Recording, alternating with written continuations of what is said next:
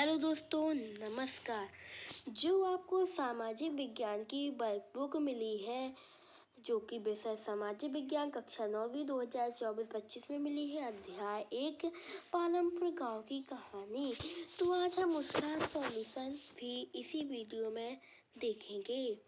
और भी अगर आपको ऐसी ही और वीडियो चाहिए तो उसके लिए कमेंट जरूर कीजिएगा। तो सबसे पहले हमारा क्वेश्चन है, भारत में हरित क्रांति का आरंभ कब हुआ? तो आपका आंसर है सा नंबर, जो कि इस पर है सा नंबर, उस पर आप भर लीजिए। फिर इनमें से कौन एक गैर किसी कार्य है? तो इसमें है फसल उगाना, ये है गैर किसी कार्य। इनमें से स्थायी पूंजी कौन सी है? तो इसका आंसर है उपरोक्त सभी। इनमें से उत्पादन के कारण में कौन आता है? तो इसका है आपका श्रम। फिर आगे बढ़ते हैं, उत्पादन क्रिया की प्रथम आवश्यकता है। तो उत्पादन क्रिया की प्रथम आवश्यकता है भूमि। आगे बढ़ते हैं, करीम ने अपने गांव में कौन सा केंद्र खोला था? जो करीम था उसने अपने गांव में कंप्यूटर केंद्र खोला था। पालमपुर में HIV बीजों से उपज कहां तक पहुंच गई? तो इससे आ नंबर है, वो आपका आंसर सही होगा। अब आते हैं खाली स्थान पर।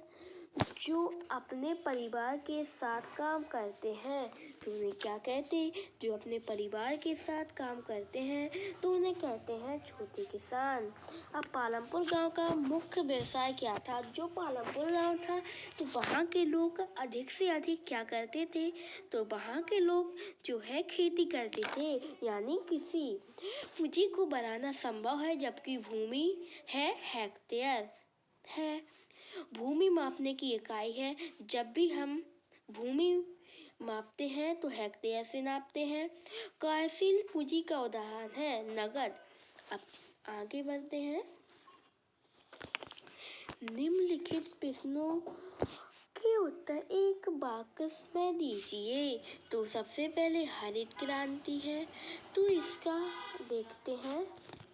तो इसका है भारतीय किसानों को अधिक उपज बढ़ाने बीजों SPI गेहूं और चावल की खेती करना सिखाना। फिर दूसरे में भरना स्थायी पूंजी, कार्यशील पूंजी, एक वर्ष में किसी भूमि पर एक से ज्यादा फसल पैदा करना, हाई एयर वैरायटीज, और फिर ज्वार बाजरा।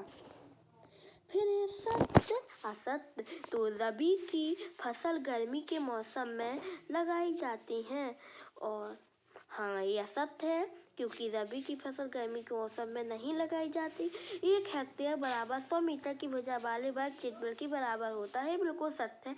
पालमपुर के किसान केवल 2 ही फसल उगाते।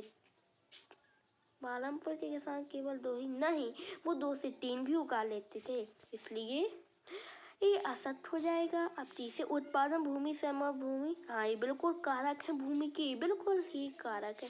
अधिक उपज के लिए रसायन उर्वरक और कीटनाशक भी डाला जाता है, बिल्कुल सत्य है। अब है सही जोड़ियां का मिलान कीजिए। तो सही जोड़ियां का मिलान करना है तो पहले का है बा, जो कि पहले का हमारा हो जाएगा बा नंबर, बा नंबर है। हरित क्रांति के जनक हैं, जो कि हैं हरित क्रांति के जनक हैं, तो ये है पहले नंबर पर। गैर किसी क्रियाएं हैं तो ये हैं, और पालमपुर में परिवारों की संख्या 450 है, तो आपने आसानी से भर लीजिए। अब आगे बढ़ते हैं,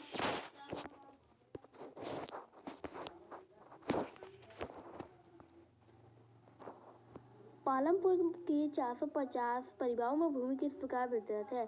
तो आप ऐसे लिख सकते हैं। और आगे चलते हैं, छोटे किसान किन्हें कहते हैं? छोटे किसान वे होते हैं जो अपने परिवार के साथ अपने खेतों में काम करते हैं, ये लिख लीजिए। मझोले बड़े किसान क्या होते? मझोले बड़े किसान वो होते हैं, मझोले बड़े किसान ऐसे किसान होते हैं जो अपने खेतों में काम करने के लिए दूसरे किसानों को किराए पर लगाते हैं। स्थायी पूंजी फिर कार्यशील पूंजी भर लीजिए अच्छे से।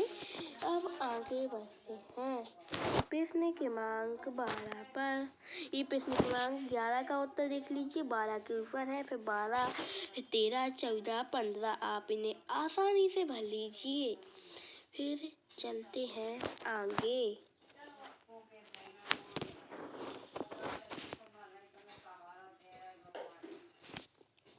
हरित क्रांति से आप क्या समझते हैं? पालमपुर पर ये आप अच्छे से भर लो। आपने भर लिए होंगे। आगे बढ़ते हैं।